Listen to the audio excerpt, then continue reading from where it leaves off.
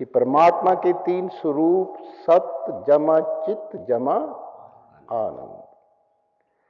हमारे मानवीय जीवन में आवश्यकता है परमात्मा की, लेकिन ये दुर्भाग्य है कि हम कामना करते हैं संसार की।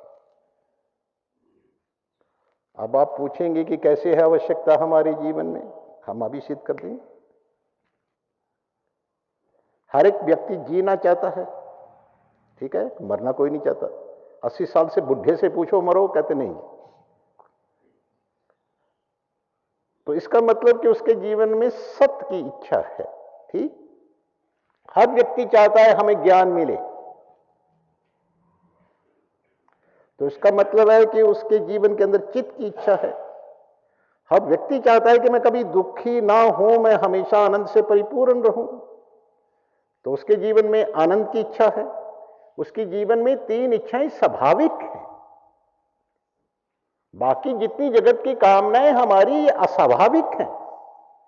स्वाभाविक तीन इच्छाएं सत चित आनंद, इन तीनों को मिला दे तो क्या बनता है? सच्चिदानंद। तो हमारे मानवीय जीवन के मूल में आवश्यकता किसकी है? भगवान की है। एक कामना होती है और एक होती है आवश्यकता। एक होती है वांट, एक होती है डिजायर। इन दोनों में बड़ा अंतर है। आवश्यकता का संबंध जो है वो ईश्वर से है, और कामना का संबंध जो है वो संसार से है। दोनों का अर्थ एक ही है। या डिजायर कह लो, या वांट कह लो, या कामना कह लो, या आवश्यकता कह लो, लेकिन अंतर इन दोनों के अंदर जमीन आसमान का है। आवश्यकता पूरी हुए बिना जीवन में कभी भी किसी प्राणी को शांति मिल नहीं सकती, और कामना के रहते हुए किसी भी जीवन के अंदर जो है शांति टिक नहीं सकती। हम अपने जीवन में चाहते तो है शांति, लेकिन जो अशांति का मूल कारण है उसको हम जीवन के अंदर से छोड़ना नहीं चाहते। मानस में लिखा है काम अच्छत सुख सपने ही नाही। भगवत गीता में ठाकुर जी ने कहा है आत्म संस्थम मना कृत्वा न किंचन दपि चिंतिये। अगर प्राणी के हृदय के अंदर से, मन के अंदर से संसारी कामनाओं का अंत हो जाए, तो उसी पल, उसी क्षण, उसी घड़ी भगवान का प्रेमानंद के प्रकाश से उसका जो हृदय जो है वो प्रकाशित हो जाएगा।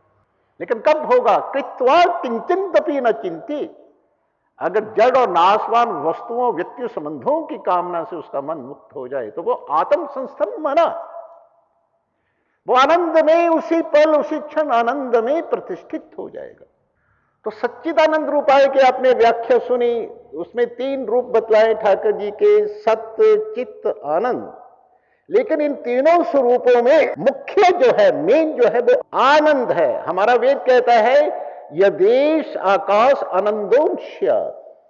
भगवान आनंद मात्र हैं। आनंद कह लो या भगवान कह लो, भगवान का दूसरा क्या नाम है? आनंद।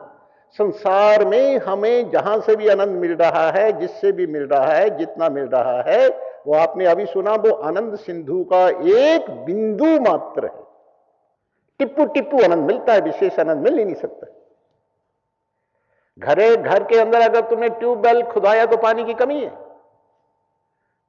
और तुम्हारे घर में नलका है, नलके में पानी बिंदु बिंदु आता है, कभी आए ना आए, कोई भरोसा है उसका, आए या ना आए। जो बाहर से चीज आने वाली होती है उसके ऊपर तो पराधीन होते हैं हम।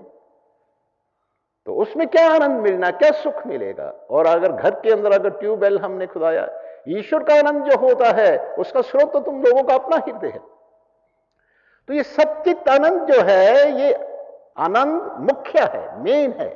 सच्चित जो है ये आनंद के क्या है? ये विशेषण है, लेकिन रहते सदा ये आनंद के साथ ही है, ये पृथक नहीं रहते हैं। सत्य और चित, सत्य का मतलब यह है कि परमात्मा का आनंद सत्य से युक्त होने के कारण नित्य रहता है, शाश्वत होता है। और संसार के वस्तुओं, व्यक्तियों, संबंधों से जो हमें आनंद मिलता है या सुख मिलता है, वो क्षणिक मिलता है, वो प्राकृतिक है, नाश होने वाला है।